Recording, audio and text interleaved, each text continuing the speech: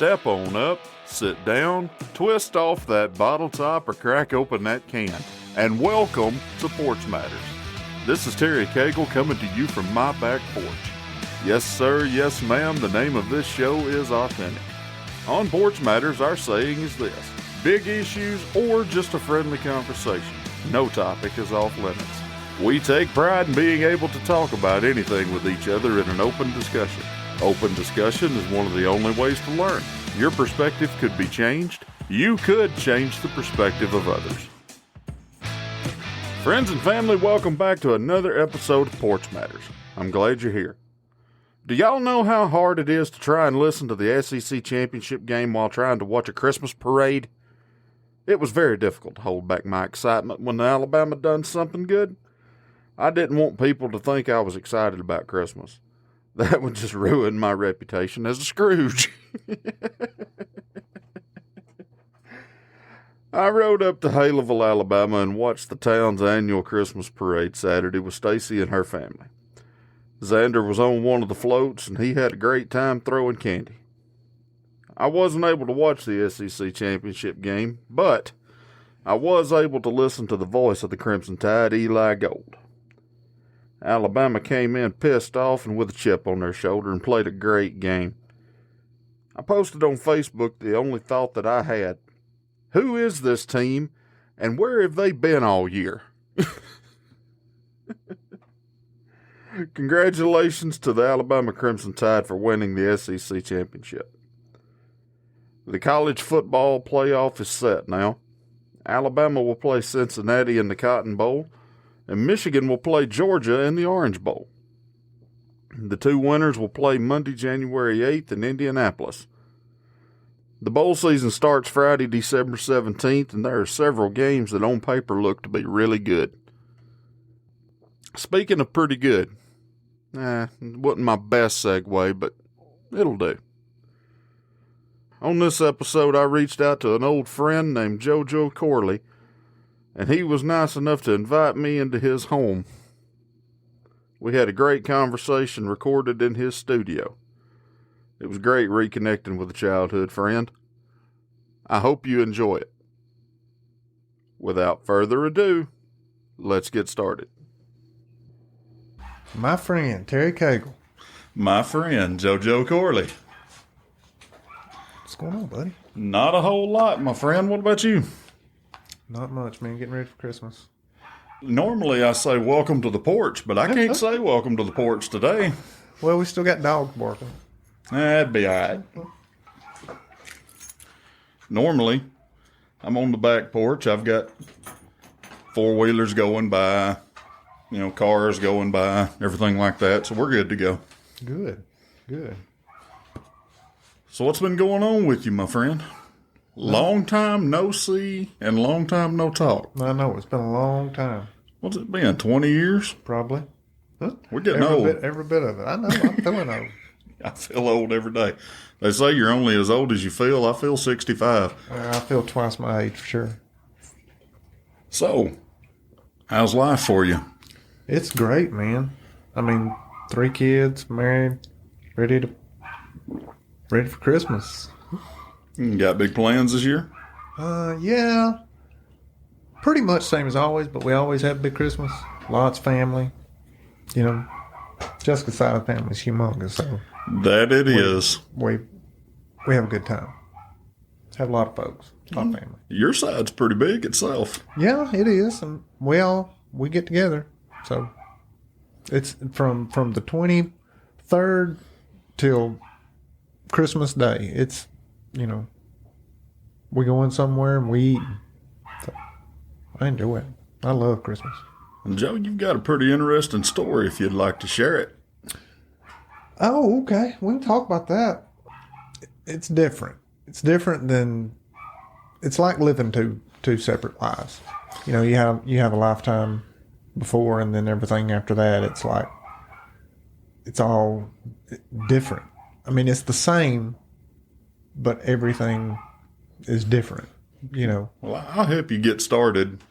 I remember back whenever we were both in single-digit years, is about the time whenever we first met playing pee-wee football for your daddy. Right. Sipsy. Good old Sipsy Rebels. That's about where we met. You were the quarterback, and I was a offensive lineman that didn't hardly know anything. It was my first year playing. Well, you're exactly right. That is where we met. But your first year, you took off. You liked football. Oh, yeah. I mean, you took to it like a duck in water. I figured out that my size played a really good part of it, and whenever I got hit and I got mad, I could hit somebody back, and it was good. Exactly. There wasn't no penalty. I mean, there wasn't no. You didn't get in trouble for that. Exactly, as long as I did it clean. That's right. You went through high school. You married your high school sweetheart, correct? That's right. That's right. So, been married this year will be 20 years. Congratulations. A lot of people can't say that. Yeah, that's true. But I found the one, and we've been happy ever since. She is pretty awesome if she's listening to this. She ain't going to listen to this, but she is awesome. But yeah, man, we had 3 kids. I mean, I got one that's 18. Ashlyn, she's the oldest. Callie Ryan, she's in the middle. She's 14. She'll be 15 in March. And Cannon's the caboose, my little man. He's 11. He'll be 12 in February. They make life worth living, buddy. All 4 of them. I guarantee you. Yep, sure do. You know, after high school, I got a job with the power company, and I worked for them for 10 years before I got hurt. I worked in the transmission highline department. What would that entail? That would entail the big power lines, the ones that are on towers, the ones that are on, all of them are going to be 60 foot off the ground, Right. It's not like the local distribution that runs down the sides of the streets and lights our houses and stuff. Right. And I worked for them for 10 years as a lineman, and then that's when my accident happened. I ended up continuing to work for them afterwards from home. I had a period of time that I didn't do anything but rehab, and right after that, I started working for them for home for another year and a half. And then I got to the point that I couldn't, I wasn't benefiting them much. So, right.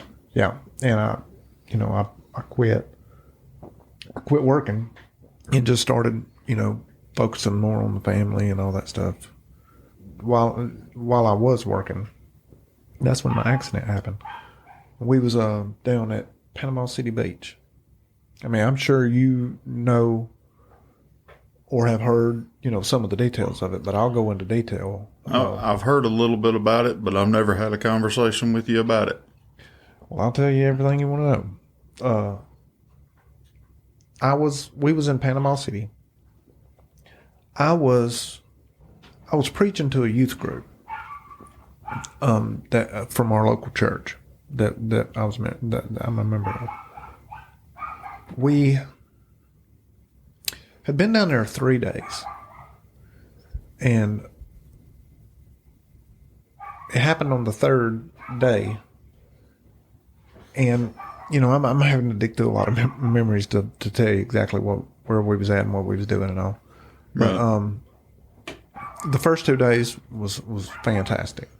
I mean, I got on a level spiritually with kids that we needed to be, and then on the 3rd day, which was the last day, we was leaving the next morning. We was leaving Monday morning.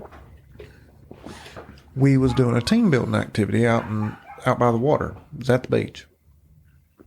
And it was like a relay race. We had 2 separate groups. It wasn't girls against boys. It was, we was all mixed up, right. And we had somebody out in the water. And the way that the relay race was we had this humongous shirt. It was probably a 8X. I mean, it was a humongous shirt. Wow, that's even bigger than what I'd wear. Well, anyways, it would have been big on you too. But we would put that on, and we would have to swim in that big shirt out to the person, and then come back, and then you tag the next person and all that. Well, the team I was on actually got beat. I was the last one. I didn't have to go. Yeah. Did not have to go at all. But, it got the chance behind everybody. Go, you got to go. It's your turn. Well, anyways, sorry about that. Not a problem.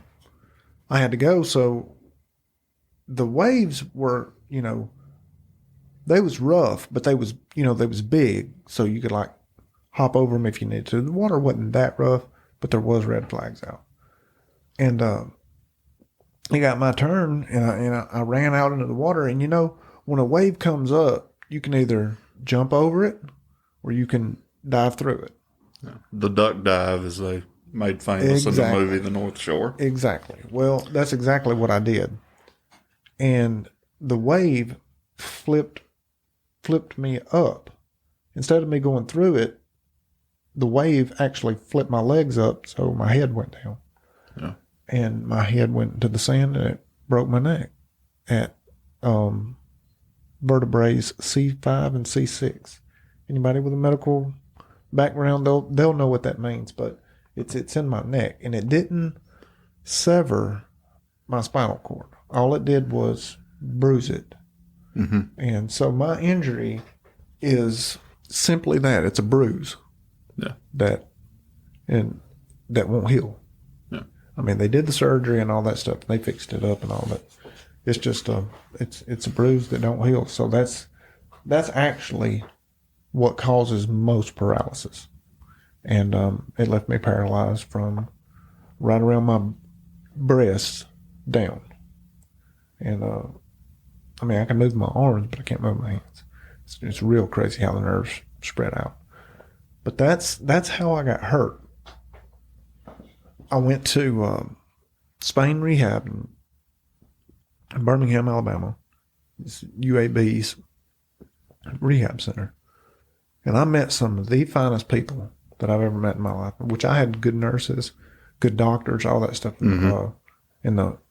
while I was there. And I was there for a total of 4 months before I came home. The rehab people were so nice, the PTs and OTs and all that stuff. And they pushed me and pushed me and pushed me and pushed me to the point that I knew I wasn't going to walk, but they taught me how to move what I could move. Mm-hmm. And once I got that point, I knew that I would eventually be okay. So come home and started doing everything that I could do, and that's where I'm at today, doing as much as I can do with my family as I possibly can, and that's the second, sort of the second life of it. Before I tried my best to provide everything that I could possibly give to my family, provide. And now I'm at a point it's like the second life is not really providing as much as it is being there. Right. Soaking in every moment that I can with them. And it's been good. I've got a good life. There's things that you think about, of course, that I wish I could do, and that can, have depressing moments, but the good that I get to see is far outweighs bad. Far outweighs bad. It also makes you, I would assume, it makes you appreciate things a little bit more. Far more. Yeah. You appreciate everything that you get. You're raised to appreciate things that are good. Yes. But when you have something kind of taken away from you, you look at the big picture and it's a forced appreciation. Yes, it's not something that you're raised to appreciate, when somebody gives you a gift. Right. This is a thing where, okay, I could have lost every bit of this. I appreciate this in a different kind of way. Yeah. My daddy had a similar situation, as you know. Yeah. He didn't have any kind of accident or anything, but being a truck driver, he had bulging discs in his back, L4 and L5. he had to go get spine blocks and everything to get through it. Well, on the second one, whatever happened, something was in spine block, I'm assuming. He ended up developing what they call transverse myelitis. And it's an infection of the spinal fluid. Right. And he started going numb from here down, right there at his breast down, much like what you're talking about. Except his was more slow. He started just losing feeling and everything in his legs. The last day he worked was in October 29 of 2008. The last day he walked was in, I think it was like March 4th of 2009. So it was a long, drawn-out process. Right. I started working at the jail in 08 in September. And he was already feeling issues and everything. So whenever I would go and do my shift at work, when I'd get done, I'd change clothes, jump in the truck with him. Because he was still strong enough to drive, but he couldn't pull the hoses. Right. So I'd jump in the truck with him and run his route with him. Man, that's, yeah. So That condition sounds a lot like ALS, except for, ALS goes all the way up to the brain. Yes, it does. This one had a stopping point in It did. His would fluctuate a little bit, and he called it a band. Right. It would come up a little bit sometimes, but then it'd go back down. He didn't go to Spain. He went to... Lakeshore? Yes. That was the two options that we had when I got hurt. And at Spain, my wife got to stay. I had a room to myself. And, that's not where I had the surgery done, but that's where I had my doctor. When I initially had the surgery down in Panama City, I didn't want to stay in Panama City. I wanted to come home. Right. So... No disrespect to the people in Panama City. No, none at all. They was fantastic. But I mean, if somebody from Panama City got hurt in Birmingham, they'd want to go home too. Yeah. But when I transferred, the doctor that I had to be under, that was at UAB. I mean, he was at UAB. He wasn't the surgeon, but he was the surgeon that was taking over my case. Mm-hmm. Okay, so I got transferred to UAB, and that doctor was there, so I chose theirs instead of Lakeshore. Lakeshore is a phenomenal rehab. It really is. Yeah. And they do a lot of spinal cord injury rehab. I do. But when they bunk up at night, you got a partner. You got somebody in a bed next to you, and, Spain offered my wife where she could stay in the room with me. So right. That was a no-brainer for us, Yeah. So what have you been doing other than chasing kids? Well, that's a full-time job. You'll have to tell me about it because I never did have any. Yeah, well, Jessica does the lion's share of the kid chasing, but I'm the emotional support. When she hollers, I say that's right. But they know who runs the ship. It's mommy all the way. But having kids with my situation, I was telling you that you have some depressing moments. One of them is that my kids is raised in a situation that's not perfect. They're fine with it because it's all that they know.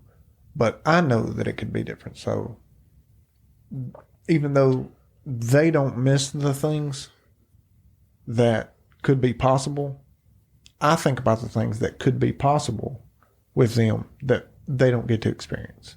You know what I'm saying? I mean, my son's 11 years old, and I can't go out in the yard and throw a football with him. But we have a relationship built on other things. I'm his biggest cheerleader, right. And I mean that,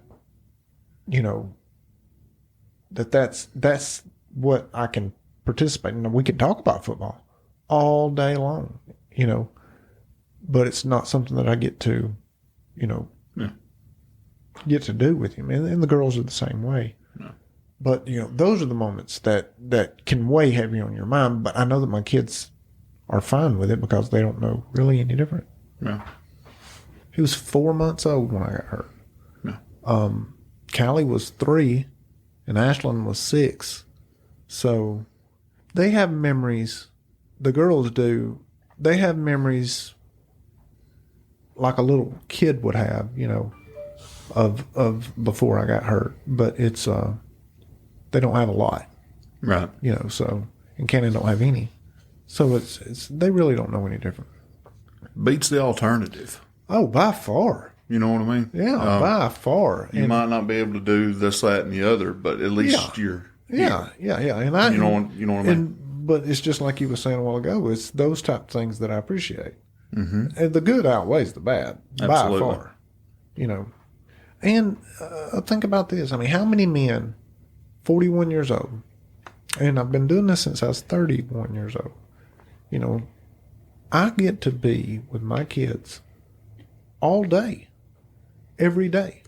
Now, there's some men out there thinking right now, golly, that'd be prison. But to me, I love, my favorite time of the year is summertime when they're out of school. And they're home. Yeah, and they're home. Because I think back when I was a kid, summertime was my favorite time. Yeah.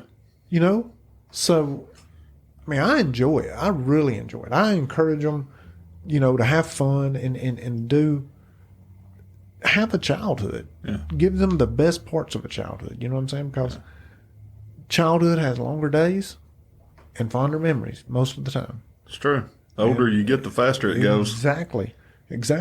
Yeah. During the summertime, mine was a little bit different. I kind of enjoyed it because I wasn't in school. But at the same time, Sam Williams had me in the garden every day. Exactly. That's kind of different, and I had school friends. Yeah. And my school friends were my best friends, but I had summertime friends that were just as much my best friends, that I loved being out of school, and summer. I mean, I loved summertime. It was my favorite. What I remember, you was a whole lot more outgoing than I was. I was outside a lot. And well, not just that. I'm talking about as far as your personality went too. Oh yeah. I'll just say it like it is. I was socially awkward as a kid. Probably shy. Not really shy necessarily. I really had a hard time relating to people my own age because I wasn't around a lot of people my own age growing up. That makes sense. I'm only child. I spent more time with adults than I did kids. Right. It's just the way it was. I'll tell you, and you may see it out as outgoing, but that's really any boy that's got brothers. Yeah. I was socialized at home. I socialized outside. I lived in a trailer park. There was kids everywhere. So we played. We was kids, and we enjoyed. We enjoyed kids, but we was around adults and stuff like that too. But it was totally different. And it's a strange thing that how people get raised different. Mm-hmm. Just because of kind of the cards that they was dealt. Yeah. I had brothers. Yeah. And, you didn't. I had my 2 cousins. Right. But we didn't get to see each other all the time. And then the Tallbergs were right down the road. Right. So I still had some people right there around me, but for the most part, you was around adults. I was around adults all the time. Yeah. I remember vividly being in church, and I couldn't even drive. But yet, they wanted me in the men's meeting, and they wanted my opinion on stuff. Yeah. Because I was always around them all the time. So, I mean, as big as them too. True. Some of them I was bigger than at that point in time. Yeah. But life's good, man. It is. If you look outside, life is good. If you get on those phones and you get on your computer and you get on, Facebook or Twitter or any kind of social media, you think that the world's burning down. Oh yeah, it's doom and gloom. But life is really good outside the cities.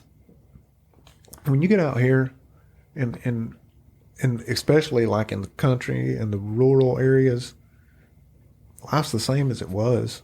Mm-hmm. I mean, currently, It's the same as it was. Yeah, it is. You have to stick your toes in the water to find out the bad news. You don't have to find out the good news, because life is still going on and life is still good. Since you went there, I've had this question, and everybody wants to talk about how bad it is these days. And I agree with you. I don't really see that much of a difference between when we grew up and where we are now, other than the fact that we know more and we see more. Does that make it? Let me. It does, but there's one major thing that's came out since when we was kids. The internet changed everything. Yes, it did. I don't know if it changed everything for the better. Now, it has definitely got its good. Yeah. Definitely does.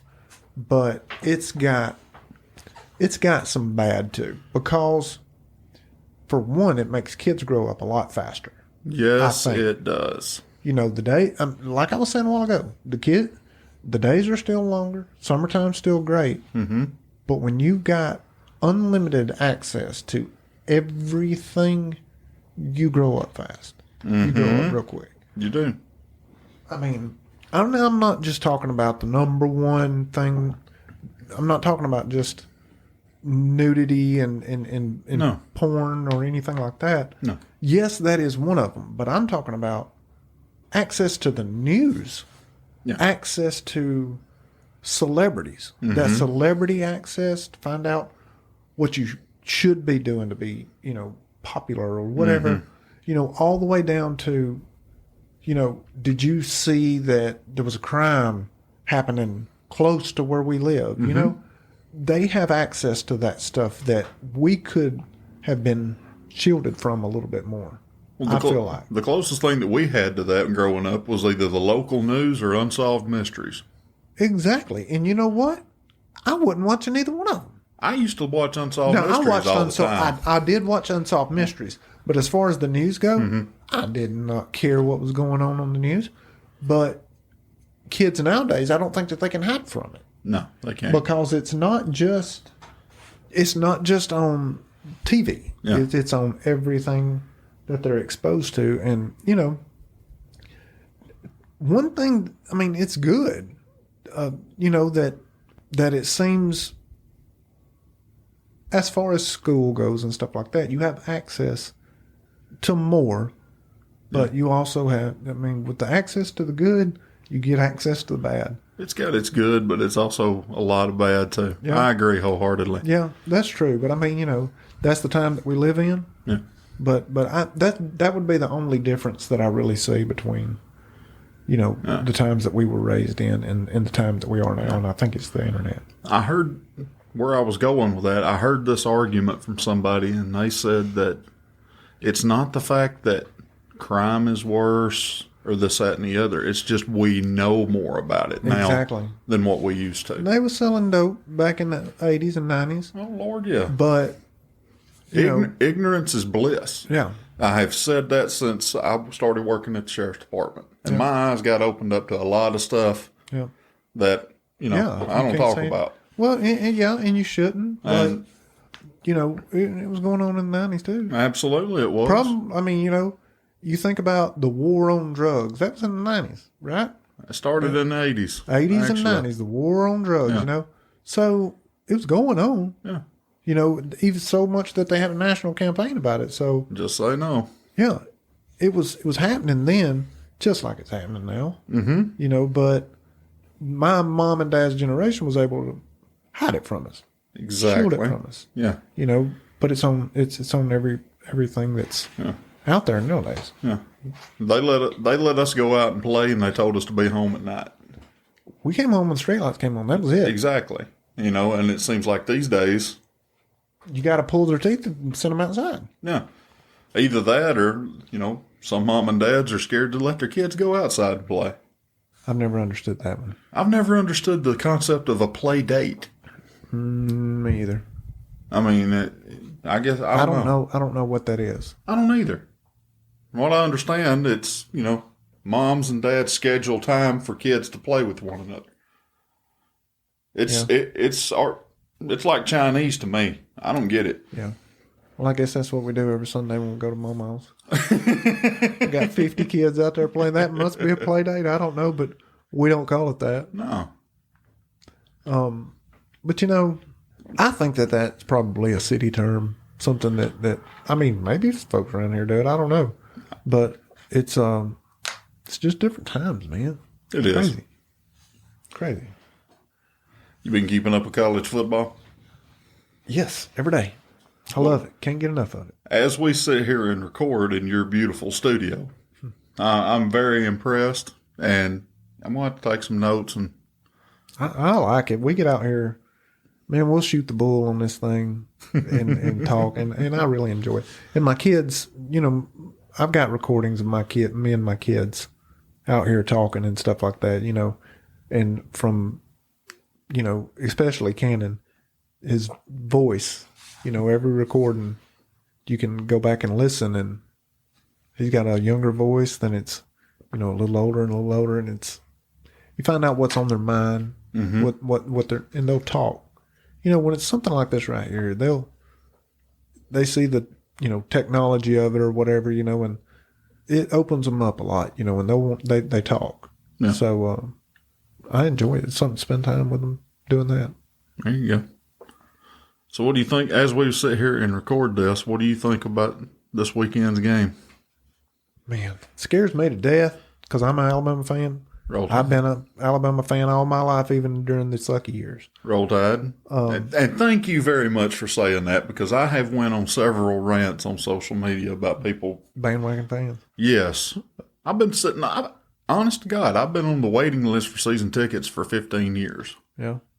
That's a long time. A lot of people that don't live in this state do not understand what Alabama football means, or Auburn football for that matter. Yeah. And I've said it 2 or 3 times. Here in this state, people will ask you if you're Alabama or Auburn before they ask you your name. Yeah. But I mean, you know, you can kind of tell, you know, especially this time of year. Yeah. You can tell without asking most of the time. I mean, because we wear it. Mm-hmm. We wear it on our sleeve and all. But you know, I'm enjoying the time that we're in right now. I mean, because it ain't gonna last forever. It's not gonna last forever. And I remember when it was bad, and when it was bad, it was bad. I remember being happy about going 6-6 and going to the Music City Bowl. Getting to go to a bowl. That was a fantastic year. Yeah, I went up there and watched Michael Vick run all over us. Mm-hmm. I had a friend of mine, Brian Good is his name. He used to work the first Music City Bowl. It was sponsored by an insurance company. I don't know which one. Mm-hmm. But he worked for that insurance company and got some tickets to that game. It was the first Music City Bowl. Yeah. I think they played that at Vanderbilt. They played it at Vanderbilt Stadium. And Alabama played Virginia Tech. Mm-hmm. And Terry, me, and which Brian got us the tickets. There was 2 more of us that was there. It was 4 of us that went. And it was the coldest football game I have ever been to in my life. Yeah. And it was that sleeting rain. Mm-hmm. You know, wasn't snow. Yeah. It was that rain that you could hear coming down, you know. Yeah. And it was so cold. And I was out, I mean, you know, I'm an Alabama fan. And when Michael Vick, I know that he's got a bad name now because of, but don't let that fool you.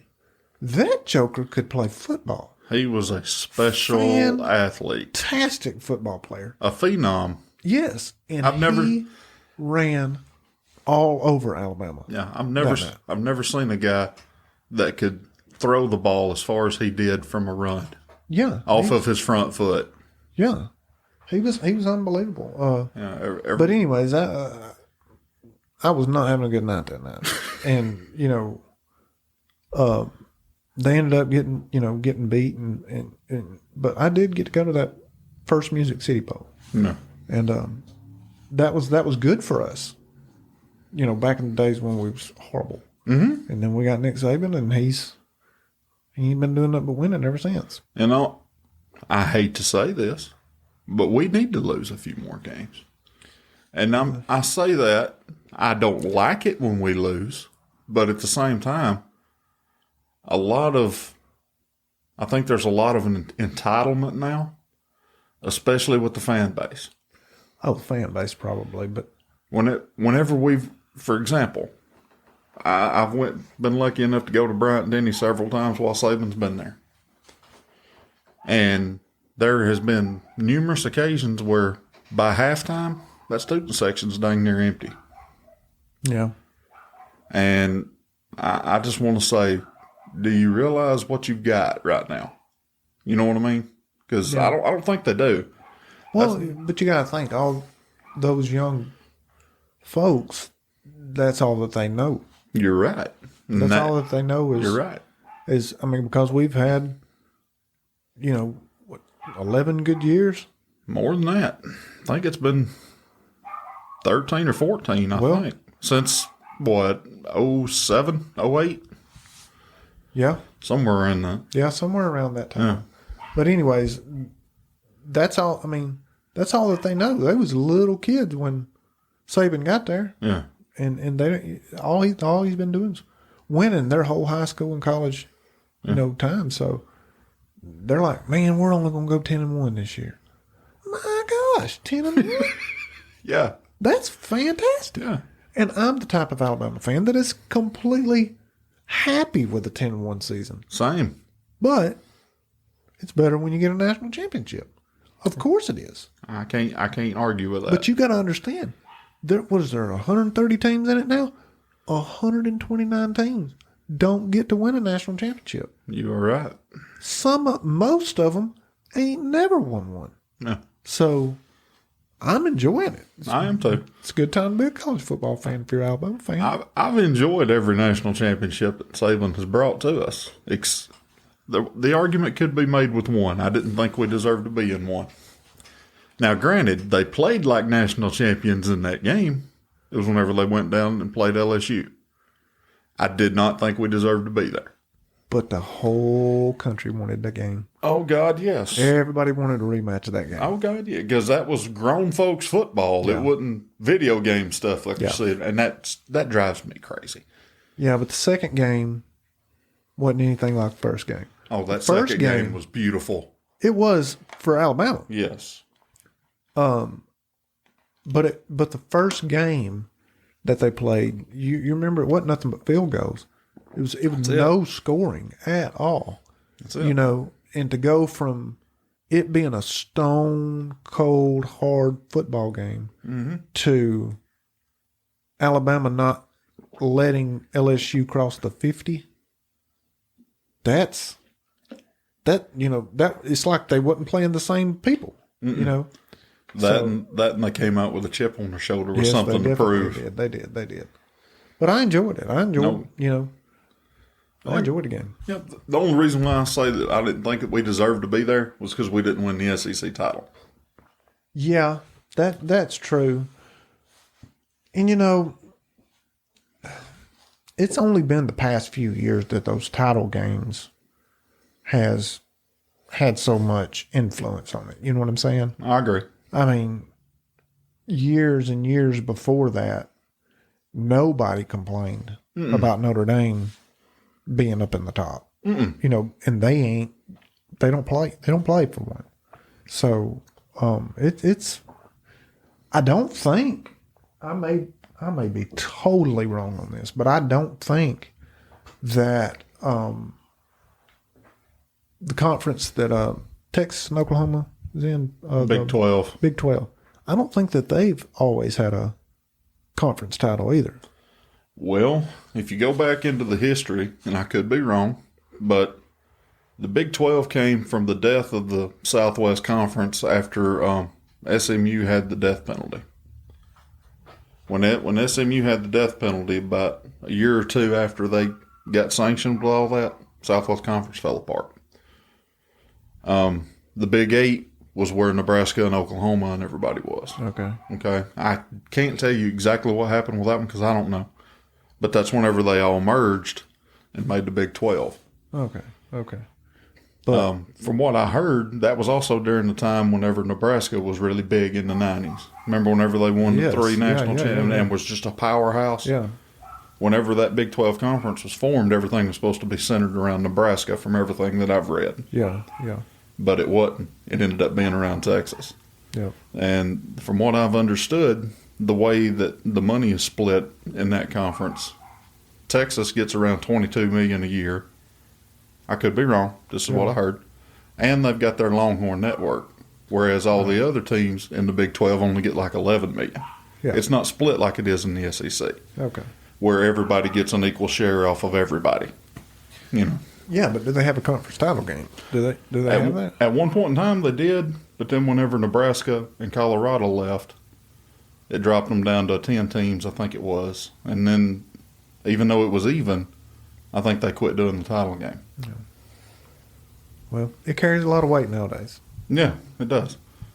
And this is just me. You tell me what you think. Everybody wants to talk about the playoffs and everything like that.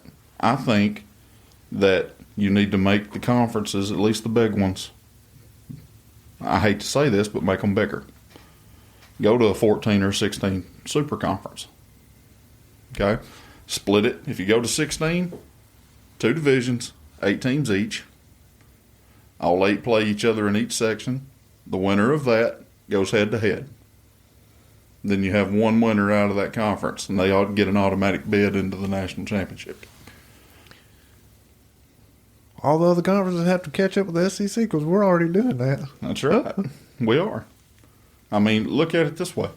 The ACC does it that way too. Yes, they do. They were one of the last ones, I think, to make a conference title game. Them and the Big Ten. The Big Ten didn't want to do it, I don't think. But now they hold theirs in Indianapolis every year. Yeah. But I guess that would work. But to me, as far as that wouldn't change anything with the SEC. But what I would like the SEC to do, and I ain't got a horse in the race. I can't. This is just an opinion. Me either. I'm just a fan. Yeah. But I think that they ought to get rid of the, cupcake games. I do, and I do too.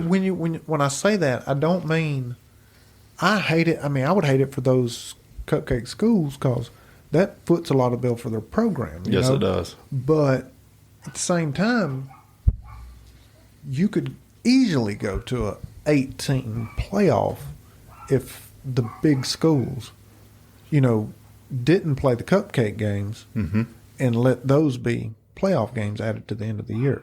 Well, it's just like it was last year. Although, if you remember straight, when everything was just basically all shut down, Yeah. they did nothing but play conference games. Yeah.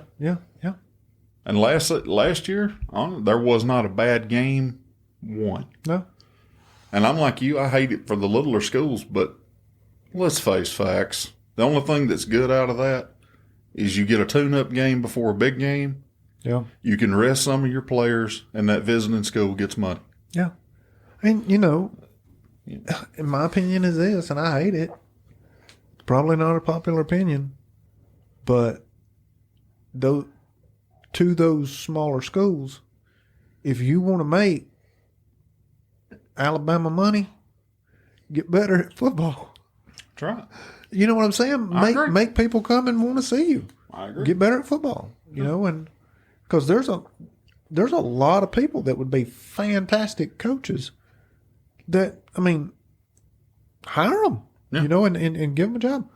There's only so many college football coaches positions out there. That's right. Fill them with good people.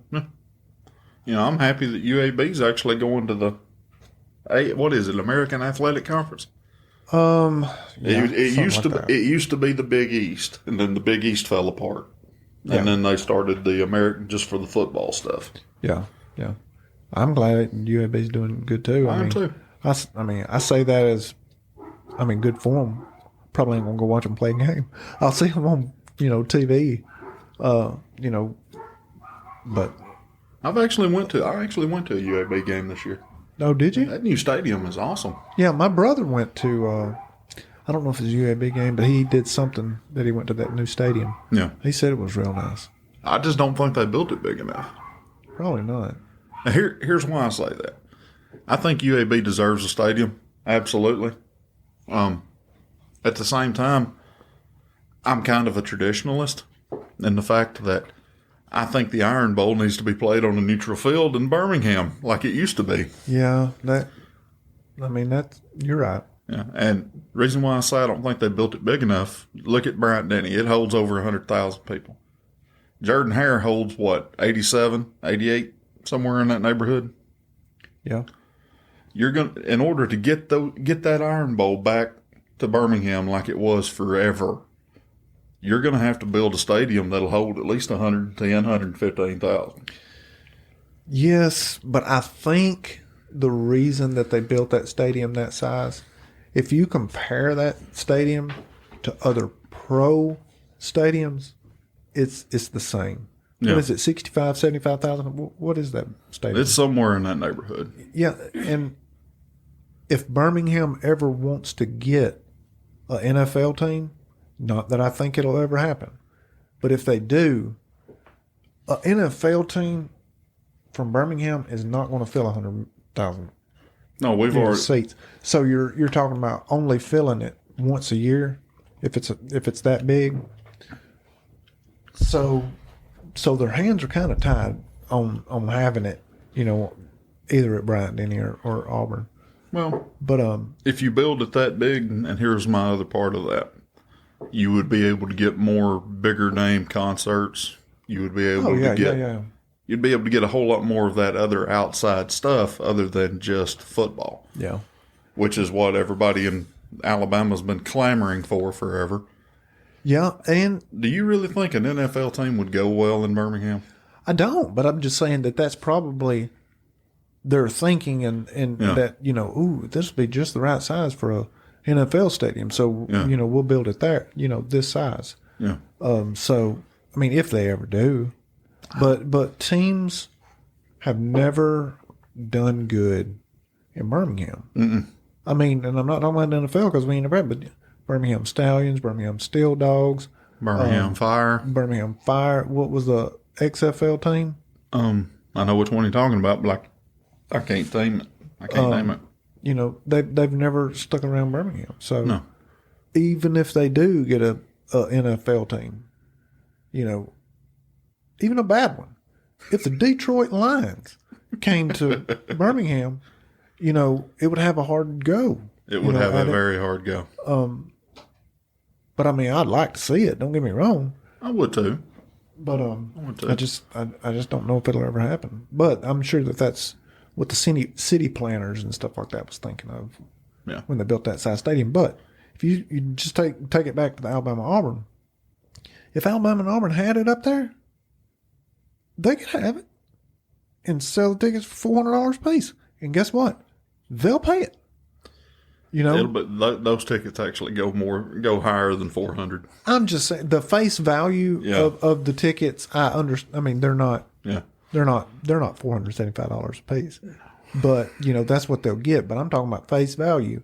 If you started it out at $475, $500 a piece, Alabama and Auburn, hardcore fans will pay for it. Do you remember? It's been several years ago, but do you remember? It was right after. I think it was after one of the national championship games that Auburn went and played. It was the year that I think it was Manziel's senior year. Whenever they went down to Auburn and beat them like 63-0, just totally embarrassed them in Jordan Hare.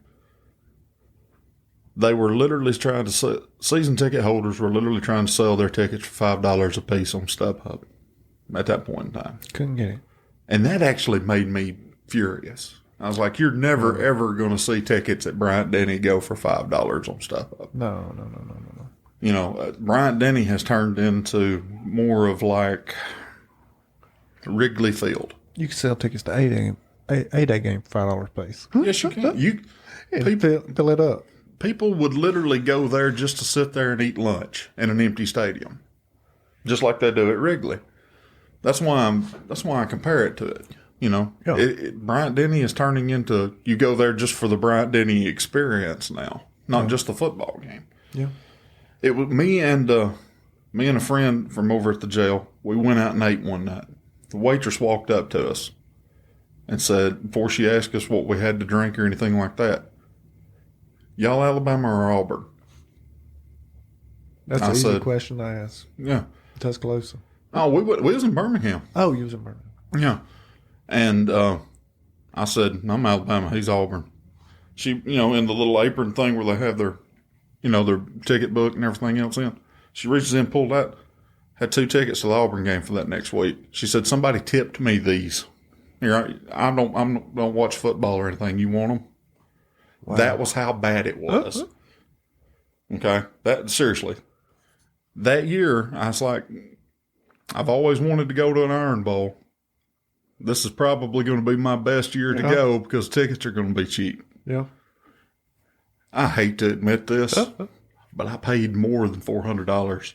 Wow. To go to that game for 2 tickets. But I mean, it's how often do you get to go? That's what I'm saying. Me, at that point in time, I was going as regularly as I could because I would look and find cheap tickets on StubHub, or we were networking at the time.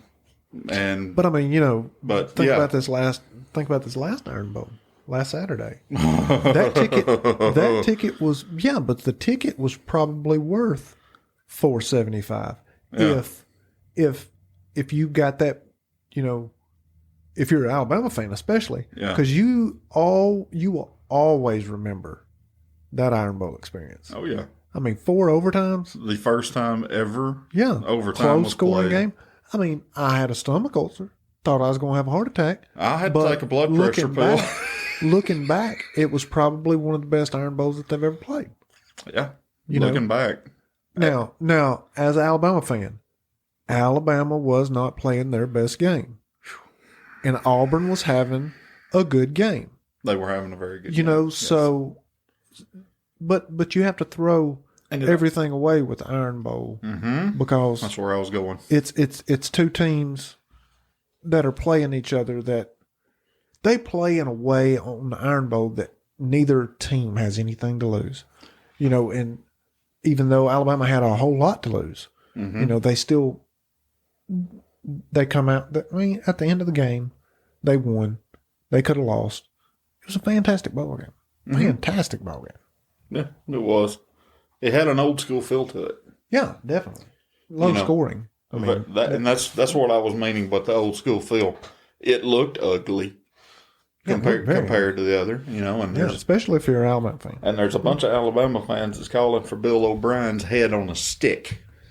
Yeah, a lot of them are. I don't believe that's deserving necessarily, but at the same time, we've always reloaded as I hold up quotation marks. This year we're actually having to rebuild because it's a very young team. Well, it's a young team, but we've been Alabama's got a lot of injuries. We got 2 running backs right now. Mm-hmm. When's the last time Alabama has only had 2 running backs? Before Saban. I mean, so he's always had at least 4. Yeah, and we've got 2 receivers, 2 primary receivers. Yeah. One of them got kicked out for a targeting call, but I mean, we've got 2 good tight ends. You throw them the ball, but this year we just don't have the depth that Alabama's had in the past. No, we don't, and that may hurt them. It hurt them a lot. I attribute that to the coaching staff and everything that has left. A lot of them, that was part of the reason why they were brought in to start with. Right. They were good recruiters. Yeah. Well, I can't call for nobody's head on stick because I wouldn't know the first thing about making a decision on that stuff. But, that comes from, it's easy to be a fan. It's easy. Very easy. And as an Alabama fan, like you said, we're spoiled. We are. But I'm happy to be spoiled. Yeah, it's nice when you're being spoiled. I mean? Yeah. It's easy to complain when you're being spoiled. Yes. Easy. I'm also trying to be positive about this too. The day we go 6-6 again, that following year, I might actually be able to get season tickets because there's going to be. You could. There'll be a ton of bandwagon fans. Jump ship. That jump ship. Yep. You're right. How do you think this weekend's going to go? Like I said, I'm scared to death, man. Just say this: if Alabama has a fantastic game and Georgia has a bad game, we'd be in good shape. But if both teams come out there and play their best, the best that they can play, Georgia probably end up winning. I mean, I hate it. I'm wanting it, and from kickoff all the way to the very end, I hope we win the coin toss. I hope we win everything you can win in that game. I agree. I hope. I agree. But I just don't know. And, my next door neighbor's a Georgia fan. He was born in Georgia. Right. And he had, me and him was talking at the kind of the beginning of the year. And I told him, I said, look, man, I'm an Alabama fan. I really am. Deep in my bones, I'm an Alabama fan. Mm-hmm. I said, but if Georgia's ever going to win it, it's going to be this year. It's going to be this year. I said, they ain't won one since 1980. I said, if they ever going to win it all, it's going to be this year. Mm-hmm. That team, top to bottom, is one of the best teams I've ever seen Georgia have. Yeah. But the question is, can they hold up to the pressure? I don't know, but I'm not talking about of an Alabama team. I'm not talking about of any team. I'm talking about the pressure of being number one and staying number one. Yeah. Because, let's look at it this way. After Alabama lost, pressure's off. Alabama, historically under Saban, has played better after they've had a loss. Yeah, that's true. They're going to go into Atlanta loose as a goose, hopefully. Yeah. But you asked me about Saturday. What is the best possible outcome? Of course, as Alabama fans, it's going to be an Alabama win. But do I think whoever wins this game, I honestly think could win, the national title fairly easily. And I say that because they are pushing Cincinnati like I've never seen people push teams before. Yeah. So they're trying to get Cincinnati into the spotlight. And if whoever gets it to the very end, if Cincinnati's the team that they're playing, they've got it. Mm-hmm. And I don't care if it's Georgia, Alabama, or whoever. I think it's Georgia, Alabama, Michigan, and Cincinnati. Exactly. Michigan would run all over Cincinnati. Alabama, I think, could throw all over them. And Georgia could, whatever they do on offense, it don't matter. As long as Georgia scores points, they're going to beat them defensively. Yeah. Cincinnati ain't going to be able to score the points that they need to beat Georgia. I think the best way to attack Cincinnati would be old school. I'm not talking about throw the ball all over them. I'm talking about line up and literally pound it. Yeah. 3 yards in a cloud of dust. Yeah, I just don't know if our running backs could do that. Well, I honestly don't think that Cincinnati, with their size, could stand up to it. Yeah. Especially if you was to line up and go north and south. I think they're built more for an east-west. They're built for speed. Yeah. And there ain't nothing wrong with that. No. But whenever you get power and you're just constantly punching, sooner or later they'll collapse. Oh, yeah, they get tired. Yeah. Especially if you go old school and take advantage of the clock and, command time of possession. Yep. Second half, whatever they do in the second half, it ain't going to matter. First half, it ain't going to matter because second time they're going to be tired. That was one of our advantages in the Iron Bowl because we ran double the offensive plays that Auburn did in the second half. We wore them down. Yeah, that's true. If we hadn't wore them down, might not have been able to come alive like we did in the fourth quarter. I wish that they'd scored a few more points, though, while they was wearing them down. Yes, me too. But, that's one of the things about this team that I was talking about as far as the youth goes. Let's look at all three instances, could argue four, but the fourth one, they were at home. Hostile environment, hostile crowd. Yeah. Florida, notoriously hard to play in that swamp. Yeah. Barely got out of there alive. Yeah. College Station. Lost. Got beat. Historically hard to play in because of that 12th man. Yeah. LSU was at Bryant-Denny, but those teams matched up very well. And then, Jordan-Hare. Yeah. Historically hard to play in. It is. But you know what? You know what's not hard? You know what's historically not hard for Alabama to play in, though? Atlanta. Exactly right. And I'm hoping and praying that holds out. Exactly right. But they call it Alabama's second home. Second home. But you know what? Win or lose, that sun's going to come up the next day. It is. And, and everything's going to be fine. Exactly. And I know that if they don't win, I'll be sick about it till I wake up the next morning. Yeah. And I know that you ain't a real fan if you don't hold it all year long. But I mean, I know nobody says that, but a lot of people feel that way. And I don't let it bother me that much, but I can't anymore. Well, it ain't worth it. Like we was talking earlier about all this stuff. I really don't want to see. I want the pressure. I want my kids to understand the rivalry and the fun. My brothers come over to my house, and we watch every Alabama game together. My cousins, their cousins are there. Their uncles are in there, and we're in there screaming and hollering at the TV like they can hear us. Mm-hmm. I want them to see that. Mm-hmm. It's fun. It's fun. Mm. So, but I don't want them to ever think that it's more serious than a football game. Yeah. The next morning, I'm probably not going to talk about it, even if we win. Right. Win or lose, I'm probably not going to say a whole lot about it. Especially to the kids. Mm-hmm. I'm saying that I don't wear it on my sleeve, right. Because I don't want the bad aspects of it to. I don't want my kids to see that in me. You're not a crazy maniac that's wanting to go down there and poison Tuner's Corner because of the rivalry. But in the moment, during the game, yeah, I sure am. I know. I absolutely sure am.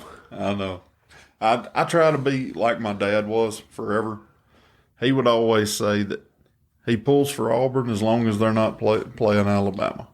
I'm not that way. That's what he always said. I try to be that way. I've tried. I think I am for the most part. Yeah. I'll watch the games, but I'm not going to go crazy if they win or if they lose. But I'm not going to be sick if they win. No. I'm not going to be sick if they lose. No, but I enjoy watching football. Period. Yeah, but the best way to explain it with me probably is I'm an Alabama fan. First and foremost. I'm not a Alabama fan / right. Auburn hater. Right. I'm not that way. And as far as the getting upset and stuff like that, ever since I was a kid, I've been taught from the sports side of it, as far as being an athlete, leave it on the field. Thank you. Okay, you leave your best effort on the field, but you also kind of leave the outcome of the game on the field also. That's it. And I look at it that way as for, even being a fan, because if the Iron Bowl taught you anything, you play the games because you never know how it's going to be. Right. So yeah, they had a bad game, but every game has to be played because it could go either way. Yeah. So you have to leave it on you have to leave that on the field too. Yeah. I agree. I see exactly what you're saying. Man, I agree with you. I love it. I love college football, man, and and it don't translate to NFL. I'm not a NFL fan. Not either.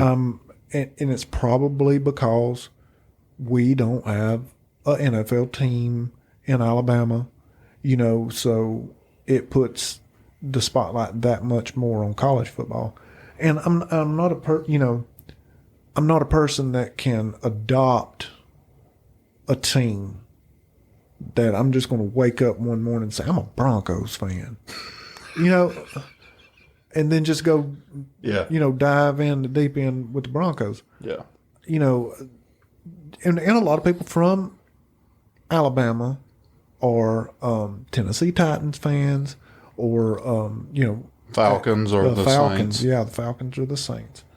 And I don't have no skin in that game. I don't either. So Out of those three, if I had to pick one, it would be the Titans because they play more of the style that I like because of Derrick Henry. Exactly. Now, I can watch the pros and I can watch a game and enjoy it, but the whole time I'm looking at the back of them jerseys and I'm saying, okay, who on this team used to play at Alabama? I did the same thing. I do that, I did the same thing. I watch it from that aspect. If the Dallas Cowboys are playing, I'm not going to care much about what they, necessarily do at the quarterback position. But guess what? I'm going to be watching them receivers because Amari Cooper's awesome. Yes, he is. And I'll watch that, and see how they're doing. See how those guys that gave us so many good years at Alabama, see how they're doing nowadays. But if I had to push one, like you said with Derrick Henry, I hope the Titans do well. But out of those three, I would have to pick the Saints because my wife's granddad, Lawrence Roberts, big time Saints fan. And he comes by it honest. He used to live in New Orleans. I did not know that. For a long time. I did not know that. When, this was before Jessica was born. Right. He, when he got married, he went to New Orleans and lived there until he was 32 years old and came back home to Empire. But he still brought that. You could tell that he lived in New Orleans, for most of his young adult life. And he's a big Saints fan, so I love that man to death. So I hope that they do good too. And this year, he's a big Braves fan too. So he's yes, he is. I knew that. He's been on cloud nine, since the World Series. So yeah, I hope the best for the Saints. My girlfriend's a big Braves fan too. I used to sit around and watch the Braves all the time with my granddad, but the one thing about the Braves that always drove me crazy, and as I got older, I realized it wasn't just the Braves, it was pretty much everybody. As soon as they got a decent team together and actually made a real solid run, it looked like there was a lot of chemistry there. Yeah. Trade. Yeah. All the teams do it. Yeah. But, my frustration with the Braves was always they'd start out so good at the beginning of the season. Mm-hmm. And you'd think, man, they're doing awesome. They're going to do great this year. Mm-hmm. In mid-season, man, they just fall apart. Yeah. Yeah. It happens more often than not. I followed baseball. No, I don't. I don't at all. I used to love baseball. Baseball was my first love. I like to play baseball. Yeah. I do not like to watch it. I used to go to the SEC baseball tournament over there at Hoover. I used to go over there to it. Oh, yeah. I like sitting in the park watching it. It's hard to watch it on TV. Yeah. But I just like with the NFL, I don't have necessarily one team that I pull for. If it was the NFL and I had to pick one team to ride or die with, it'd be the Steelers. Oh, okay. But there again, I haven't sat and watched an NFL game from start to finish in several years. Yeah. It don't have the same feel to it as college football does. No. And, it's not. And I don't know I'm sure, it don't translate all the way across the country, but I think that a lot of people from Alabama are like that, but just because of the thing that I said earlier. Mm-hmm. We don't have a pro team. No. And when you ain't got skin in the game, it's hard to care. Yeah. It's not that you don't, want or have whoever wins, more power to them. Yeah. But it's hard for me to care. Yeah. With baseball, there again, I loved the Braves as a kid, but I grew to hate them almost. Yeah. Really followed the Yankees close because of the tradition. Yep. You know what I mean? Probably the same way you like the Steelers. A lot of it. Yeah. a lot of it was the tradition that drew me to it. Yeah. Steel Curtain drew me to it. Right. The 70s run. With the Yankees, it was Ruth, Gehrig, Mantle, DiMaggio, all of them. All the way up to Don Mattingly. All the way up. I mean, yeah. They do. They have a strong tradition. That pinstripe uniform meant something, and it still does. And the Cubs, I've always been a fan of the Cubs. Yeah. The Indians, I like the Indians. My favorite World Series was when the Cubs played the Indians.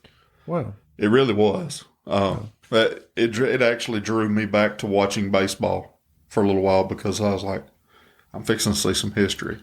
Yeah. So one of them they're finally in the spot where one of them has to win. Yeah. So. Well, I want to. I really want to like it. Yeah. I want to watch it, but it's hard to none watch. of it has the same spark. No. To me as college football does. Nah. Well, JoJo, I appreciate you letting me come to your studio.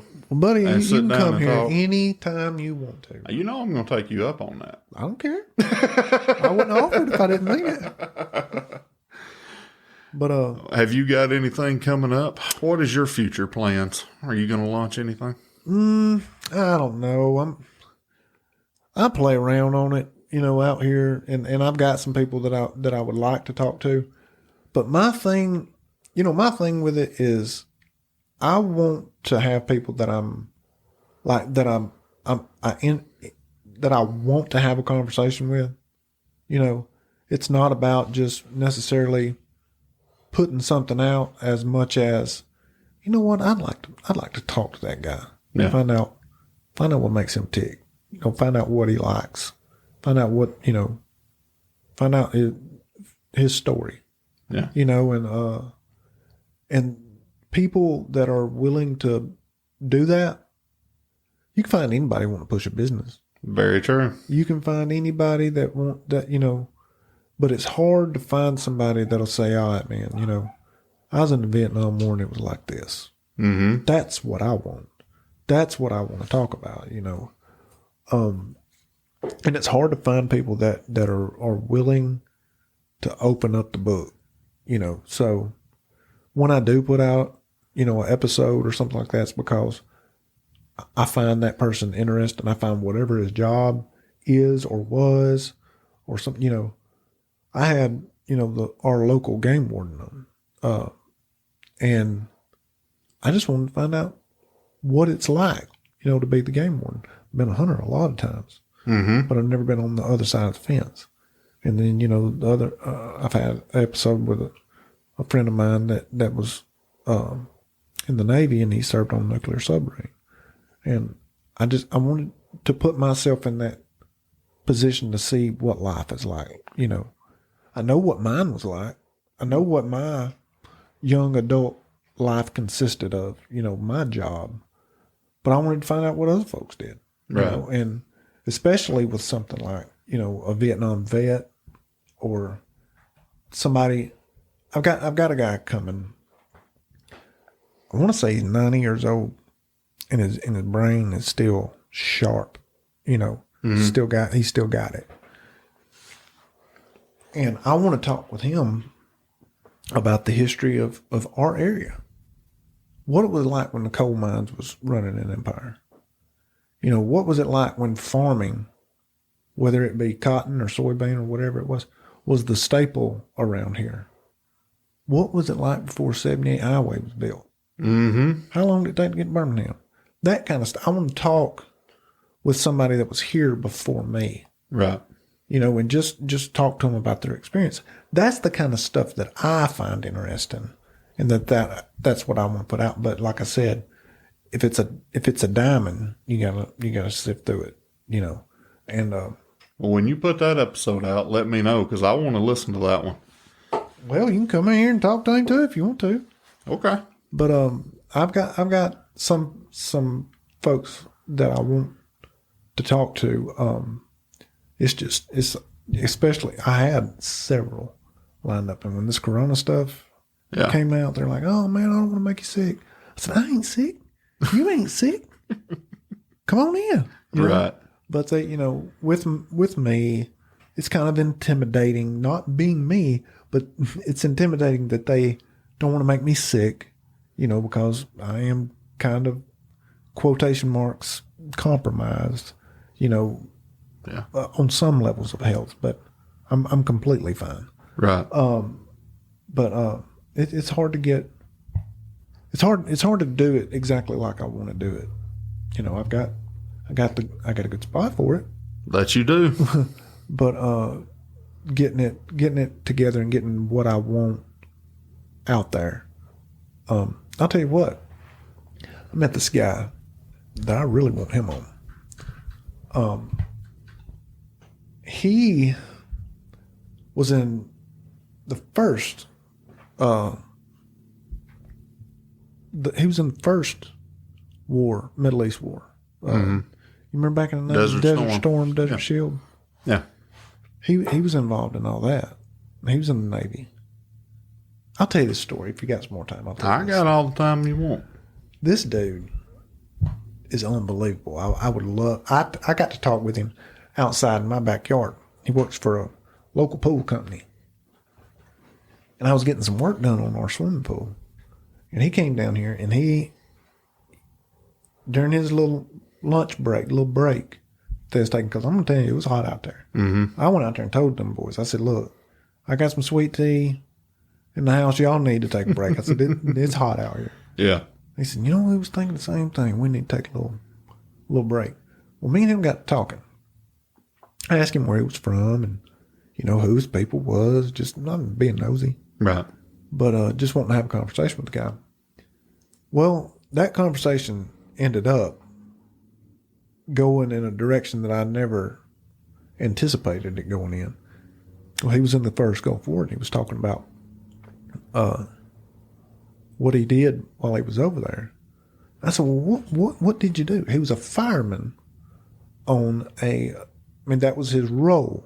He was a soldier. Mm-hmm. But they all have other roles that they play.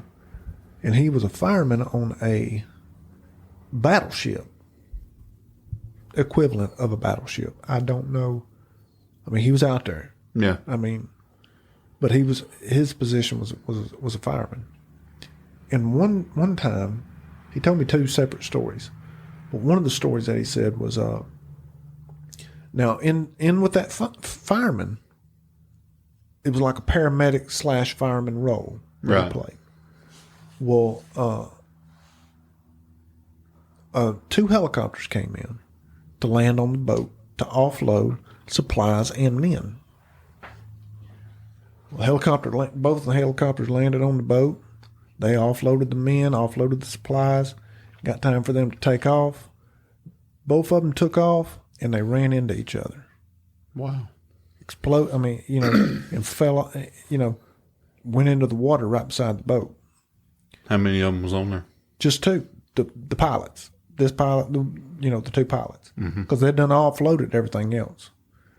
Well, him being a fireman rescue, one of his jobs was to, if something like that happened, he's first on the scene. Right. He's geared up, got to go in, got to get them in, got to get them 2 pilots out. That's it. First, got to see if they're alive. So they all rush out there, get to the edge of the boat. They look over the edge of it to survey the scene there. Mm-hmm. And he watched them 2 men get eaten alive by great white sharks. Really? Yep. He told me that, and then he told another story. That out during that same, I don't know what you call it, what mission, but same whatever, orders. They got hit by a torpedo. And the place that it got, the way that them boats are set up, they're all ballast off. Yeah. That way, if they get hit, that thing fills up with water, they can shut it off, Right. Helps keep the float. Exactly. And then, but anyways, if a fire breaks out on one of them boats, they got a fire room that pumps water, that you put your fires out inside your boat with. Well, in that same firehouse is the control system for the ballasts. Mm-hmm. Well, we got to shut this system off. You know, it's all automated. Well, that's where the torpedo hit, was that fire room. Worst place in the world. That's on interesting. the boat. Yeah. To get hit.